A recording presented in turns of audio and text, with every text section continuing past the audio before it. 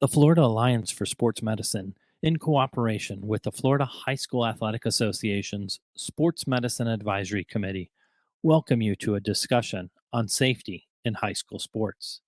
My name is Bob Sevchek. I'm a certified athletic trainer with over 30 years of experience. I am the CEO of the Florida Alliance for Sports Medicine and a member of the FHSAA Sports Medicine Advisory Committee. I will be serving as the moderator of this educational program. This program is designed to educate parents and student athletes who are participating in high school sports throughout Florida. The goal of this program is to educate you on some of the injuries that are common in high school sports and to make you aware of certain safeguards and policies that are in place to keep you safe while playing sports. Ultimately, the program seeks to remind and empower both parents and student athletes of their individual important roles in safety and injury prevention while playing high school sports in Florida. Thank you for taking time to view this sports safety discussion. As we can all appreciate, sports are an exciting experience for our high school students. When participating in sports, there is always a chance for injury. Sadly, some of these injuries can be catastrophic. Today's discussion is meant to familiarize yourself as a parent or guardian to the safeguards that are in place through state law, FHSAA policy, or through rules and expectations set by individual schools that exceed those in place by outside standards. Since this recording is not a live format, we encourage you to seek answers to any specific questions from your school athletic trainer or athletic administrator. Joining me today for this recorded presentation are several members of the FHSAA Sports Medicine Advisory Committee, including Dr. Jennifer Maynard from the Mayo Clinic in Jacksonville. Dr. Maynard is the Director of Primary Care Sports Medicine Fellowship at Mayo and serves the FHSAA as the Chair of our Sports Medicine Advisory Committee. She is also the Primary Care Medical Advisor for the Women's Tennis Association Professional Tennis Tour. Dr. Eric Corris from the University of South Florida Morsani College of Medicine. Dr. Corris is a professor of family medicine and orthopedics in sports medicine at USF. He also serves as head team physician for USF Intercollegiate Athletics and as team physician for the Tampa Bay Buccaneers. Dr. Kevin Elder from Baycare Medical Group Sports Medicine in Tampa. Dr. Elder is an affiliate associate professor for USF and affiliate assistant professor for FSU Departments of Medicine. He is team physician for U.S. Soccer, the U.S. Ski Team, and the Toronto Raptors, and also sports medicine consultant for the Tampa Bay Rays, Tampa Bay Lightning, and Tampa Bay Rowdies.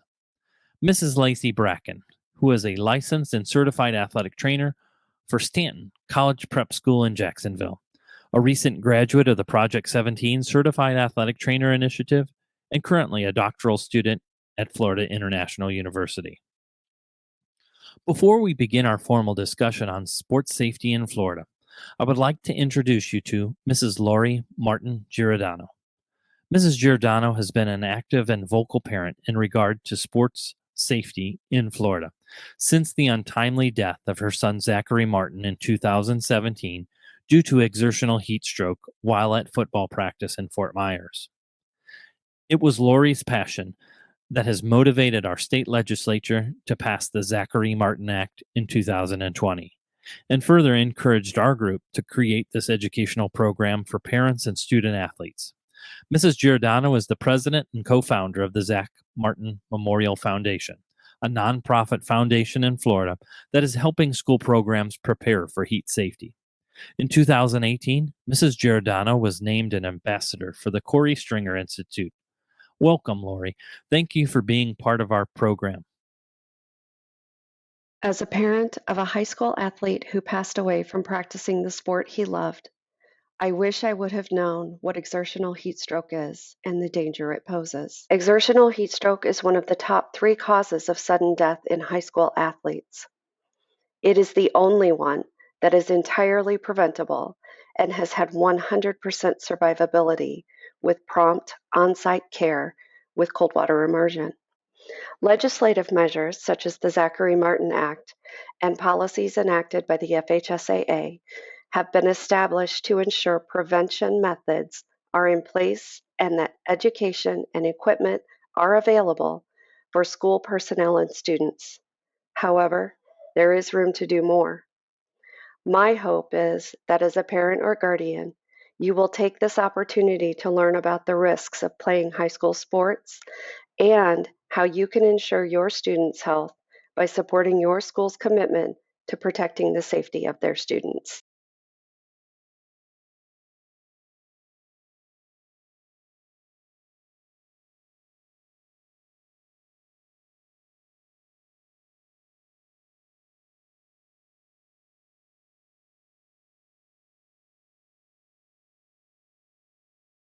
As mentioned, catastrophic injury can occur in high school sports. Experts and experience tells us the top deadliest risks of high school sports include sudden cardiac arrest, generally an electrical issue that affects the heart due to a congenital abnormality, or something as simple as a collision or impact to the chest. This impact disrupts the electrical impulses of the heart, which becomes an emergency. Exertional heat stroke, a condition where the body has lost its ability to cool itself down and the internal temperature of the body becomes extremely dangerous. Head injury is always a concern in sports. Some sports wear protective equipment to prevent against skull fractures and other impact injuries. But injuries like concussions are brain injuries that require quick action and appropriate care to ensure complete recovery. Asthma is also considered a deadly risk in sports, and sadly, there have been high school sports deaths here in Florida due to asthma attack. Many kids are diagnosed with asthma and are safe to engage in sports activities. However, it is important to review some key items to make their experience even safer. To begin our discussion on the top deadliest risks of sports, sudden cardiac arrest, please welcome Mrs. Lacey Bracken, head athletic trainer for Stanton College Prep in Jacksonville. Emergencies like cardiac arrest are never predictable, but prevention strategies are in place. The state of Florida and the FHSAA require all coaches and prospective student athletes to watch a video annually to review the signs and symptoms of cardiac arrest. Parents are also encouraged to view the free resource published by the National Federation of High School Sports. Before any participation, state law requires students to undergo a pre-participation physical exam. This exam ideally can reveal any concerning conditions that might predispose a young athlete to injury. Preferably, a healthcare provider familiar with your student performs this exam. The best outcomes are when this provider is also familiar with the specific demands of physical activity in sports. State policy requires this exam is to be documented on the FHSAA EL2 form. The EL2 form includes personal and family medical history questions. The answers to these questions are critical in guiding the exam. Please help your student athlete complete these questions to ensure the answers received are the most accurate response.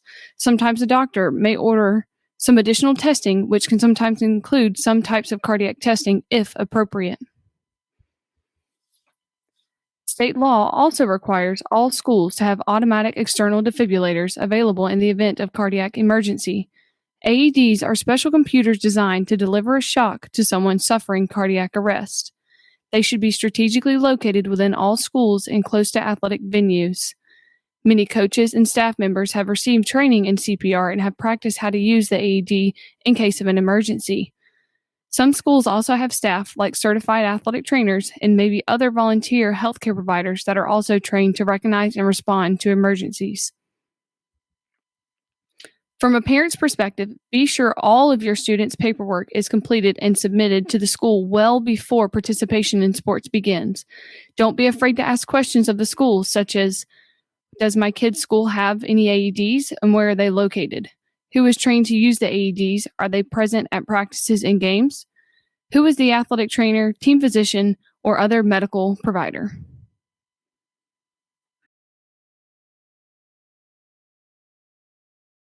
Now joining us from the University of South Florida is Dr. Eric Corris to speak on exertional heat illness and heat stroke? Exertional heat stroke is a major concern, and kids have died, unfortunately, in Florida and other states in recent years from their bodies getting too hot during sports participation. It's critical that all parents and student athletes are familiar with the risks of participation in sport when it comes to the heat, because with the proper precautions, we can prevent most all heat-related injuries. First, all of us educating ourselves, and particularly parents, student athletes, and coaches, to learn as much as you can about exertional heat stroke. A great place to start is with the National Federation of High Schools educational video available free of charge. This is required of all coaches and student athletes and strongly recommended to parents. Next, understand the importance of nutrition and hydration in preventing heat-related illness. An important way our body tries to cool itself down is by sweating. Keeping your body completely hydrated is critical. Students should become familiar with how urine color can help guide their hydration goals, and also about how being familiar with their body weight pre and post exercise, how this fluctuates with sports participation and is most likely a direct response to loss of fluid.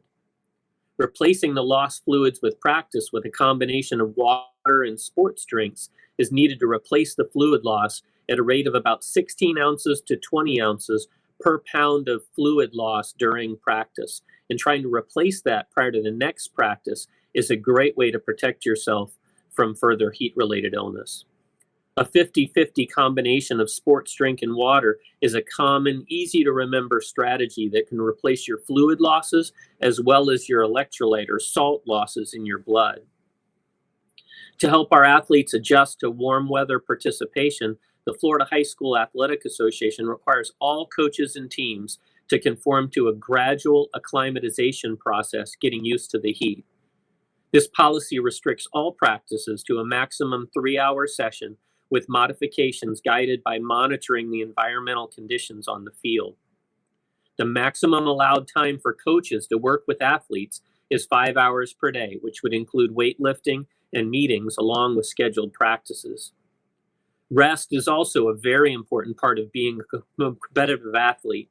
Students should be getting at least 8 hours of sleep every night to allow the body to recover from intense workouts, especially in the heat. Take some time to talk with your student to help them manage their time to allow for this important recovery time. Even though preventative measures are taken, there remains a risk of injury due to the heat. Should an athlete be suffering from heat stress, actions will be taken to cool them down as quickly as possible. Sports medicine experts recommend cold water immersion for students who may be suffering heat stroke. All students and coaches should be familiar with the location of the tub, the ice, and how to assist someone who may need help with acute exertional heat stroke. Exertional heat stroke is a medical emergency. Heat stroke occurs when the internal body temperature has become uncontrolled, which can happen when the air temperature is warm, the humidity is high, and the sun is shining brightly. Students can be especially vulnerable to this dangerous condition when taking certain medications, abusing legal or illegal substances, recovering from a recent illness, or not caring for their bodies by getting proper rest, nutrition, and hydration. We do know that heat stroke seems to affect athletes who are not conditioned or acclimatized at a higher rate than other athletes. However, everyone who's performing exertional activities in the heat is at risk. Our state policies now emphasize our commitment to safety for our students who participate in sports activities and require on-site monitoring of heat stress levels. This is done by using a special thermometer or on-campus weather stem device that monitors air temperature, humidity levels, and the radiant temperature of the sun. These measurements produce what is called the wet bulb globe temperature reading, and this is different than the heat index and provides a more useful measure for coaches to use to reference when certain modifications are needed for safety in practice. This wet bulb globe temperature reading is compared to a modification chart to help guide coaches and administrators regarding heat stress safety. Because of these new safety protocols, you may notice some differences, including early or late practice times, possible alterations to game times, and more water breaks. Please remember, we're making these modifications to help keep all athletes, staff, and spectators safe from heat-related issues. In recent years, the Florida High School Athletic Association has implemented what's referred to as an acclimatization policy. This policy helps guide the first 14 days of practice in any sport. Research has shown the highest degree of vulnerability for a student athlete is within the first 14 days of practice while the body is adjusting to the increased workload in hot, humid temperatures. Individual school policies will guide our coaches after day 14, but safeguards will remain in place for all athletes. As a parent, we want you to be familiar with this dangerous condition and encourage you to learn more about how to best help your student to recover after all practice sessions and games. Visiting with your student's healthcare provider to review nutritional, rest, and hydration goals is critical. Monitoring urine color and output are two easy ways to determine hydration levels. A young athlete should be urinating at least 6 to 8 times daily, and the color of output should be light colored like lemonade versus dark colored like iced tea. Darker urine indicates dehydration. Monitoring the body weight of your student when workouts begin is a great way of helping them understand what amount of fluid is required to replace what was used during the workout. For this method, it's best to have a pre-workout weight and a post-workout weight. By monitoring the difference between these numbers, the athlete can now calculate replacement fluid volume. For every pound lost, drink 16 to 20 ounces of fluids, usually a mix of water and sports drink. Parents, please monitor this acclimatization process. Understand what strategy the coach is using for practice sessions and when time is allotted for rest and recovery. Students who miss a session must work with coaches to make up the session prior to advancing for safety reasons. We're faced with many challenges for acclimatization. These include preseason or summertime workouts, early season workouts, after-school practices, and certain game times. Because of these many changes, our acclimatization prep may cross several different time spans, and it's always important for parents to remain vigilant of any signs or symptoms that may indicate that a student is struggling with the heat. Should this occur, please notify your athletic trainer, coaches, or your healthcare provider. Should the coaches or staff suspect a student struggling with the heat, the student will be immediately taken to the cooling zone and/or to the emergency room.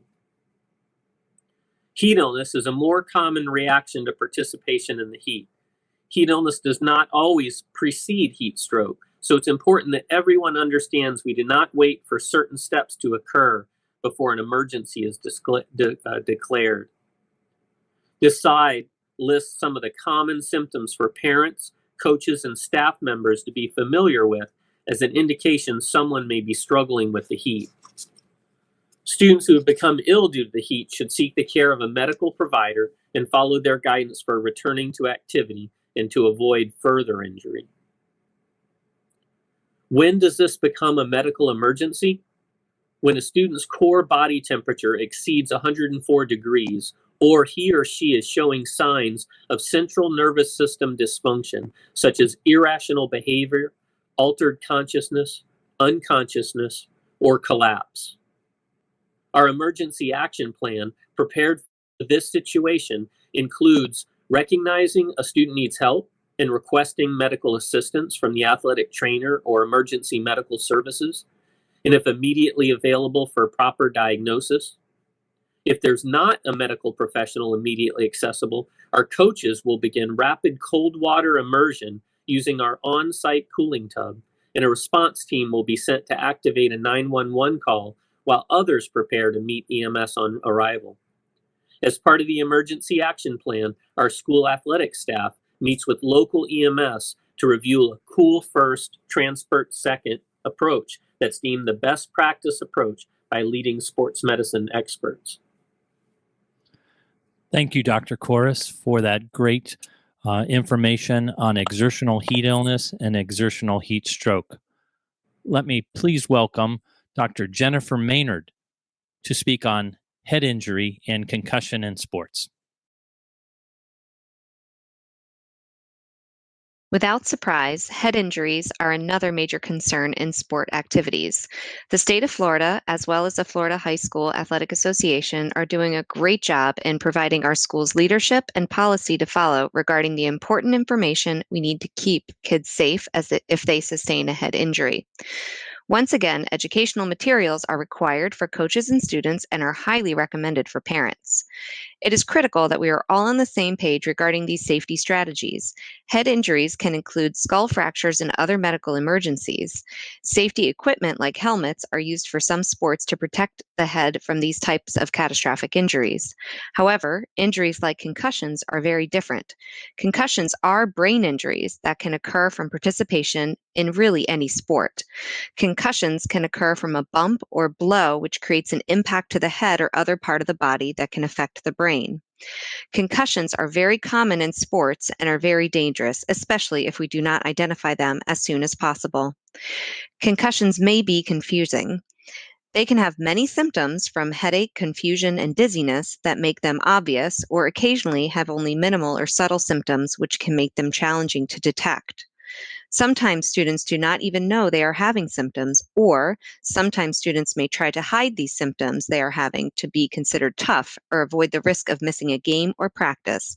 These actions are dangerous, as concussions are brain injuries, and we need to do what we can to make sure they are properly evaluated prior to further activity.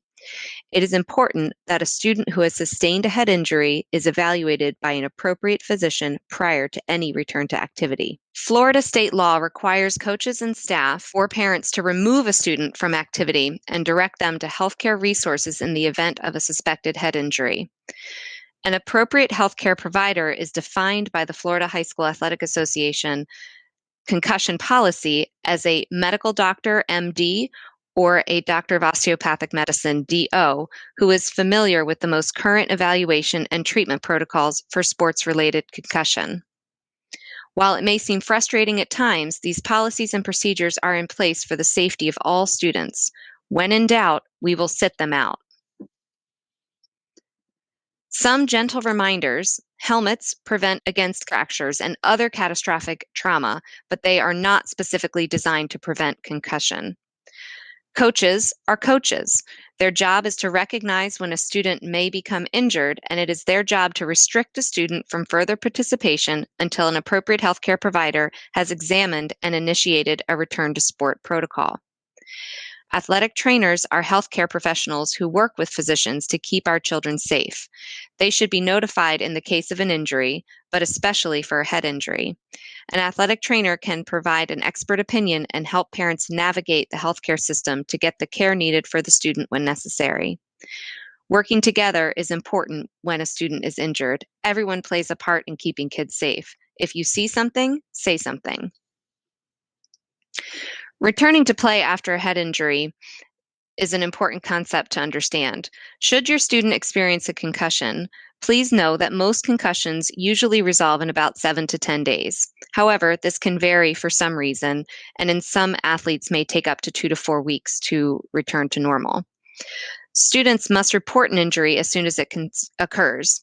This helps to avoid further injury, and it immediately begins the recovery process. When kids delay the restart of this recovery process, they may prolong the time away from sports. Parents need to become familiar with the FHSAA AT18 form. This form is the only acceptable documentation for a Florida state school to receive after a concussive injury. There are 2 pages. Page 1, once completed by the treating physician, will allow the student to gradually return to increased physical activity under the supervision of an athletic trainer or coach. Page 2 allows the physician a chance to review the notes from the supervising athletic trainer or coach, and then allows the physician to provide a return to competition certification. Under no circumstances should both of these forms be completed on the same date. Remember, all original forms must be on file with the school prior to any return to conditioning, practice, or competition, regardless of the sport. This includes separate sports and separate seasons as well.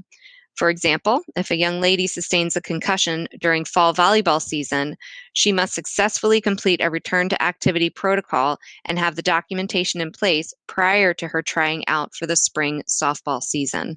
Please work together with your student and his or her coaches and staff to make sports a safe experience. Become familiar with concussion-like symptoms and speak with your student on properly communicating these symptoms to the athletic trainer, coach, or yourself so that proper care can begin immediately. All head injuries are serious. Repeat head injuries can be dangerous. Thank you, Dr. Maynard.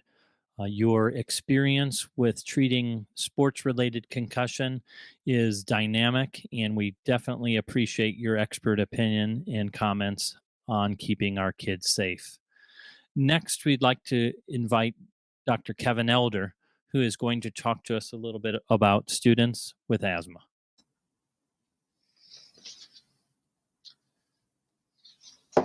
Today we're going to talk about asthma and exercise-induced bronchoconstriction, or EIB. There is a difference between the two. Essentially, the exercise-induced bronchoconstriction, or sometimes referred to exercise-induced asthma, but we'll call it EIB, occurs in athletes at a similar prevalence as that what we see in the general population, which is 9 to 15%. It is important to identify these students. Asthma may go unrecognized. The differences between asthma and EIB, well, one of the differences is that there is testing available to differentiate between the two, and that's predominantly lung function tests will be able to reveal that. Also, asthma may produce symptoms at all times or seasonally associated with allergens, while EIB is bronchospasm triggered by exercise. Both of these conditions, however, are treated with metered dose inhalers. Pulmonary disease in general accounts for 2% of sudden death in sports. Asthma and EIB can be treated with pre-exercise medication in most patients. These conditions should not be a reason to avoid exercise. So when we talk about asthma, what are the symptoms? How do I identify it? Well, the symptoms in asthma come from narrowing of the airway. With airway smooth muscle contraction, this creates also mucus plug production, and this is where you see the wheezing, which we can see that result in increased respiratory effort, difficulty breathing, anxiety, decreased speech, pursed lips, increased respiratory rate, sweating, increased heart rate. Exercise-induced bronchoconstriction, or EIB, is commonly triggered by exercising in the cold, dry air, or environmental pollutants. So what is the treatment of an athlete with breathing difficulties?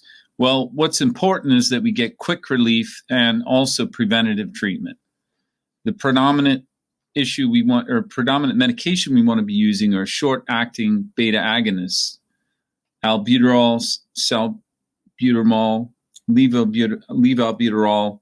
These are most effective therapy for quick relief of EIB, and these are supplied via the MDI, or metered dose inhaler.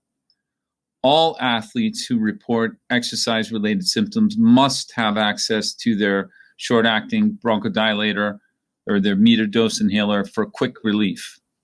How is this administered? Well, it's 2 to 4 inhalations or 2 to 4 puffs are generally sufficient. EIB, they should be using this 15 minutes before exercise, not waiting for symptom onset, but if they know they have EIB, they should use this preventatively. They may need additional medications to control and well, and if no better, certainly very important to notify the athletic trainer, coach, or EMT. And then finally, inhaler responsibility of the student. No inhaler, no participation. This is important that the student takes responsibility to make sure it's in their gym bag for travel or away games. Don't want to get to an away site and not have that MDI. Thank you, Dr. Elder. On behalf of the Florida Alliance for Sports Medicine, our esteemed panel of guest presenters, and the Florida High School Athletic Association Sports Medicine Advisory Committee, thank you for taking time to view this recorded presentation. The state of Florida and the FHSAA are committed to the highest sports safety standards. We want your student to enjoy a positive sports experience free from injury. In the event that an injury does occur, additional safeguards are in place to empower the coaches and the school staff members to take action.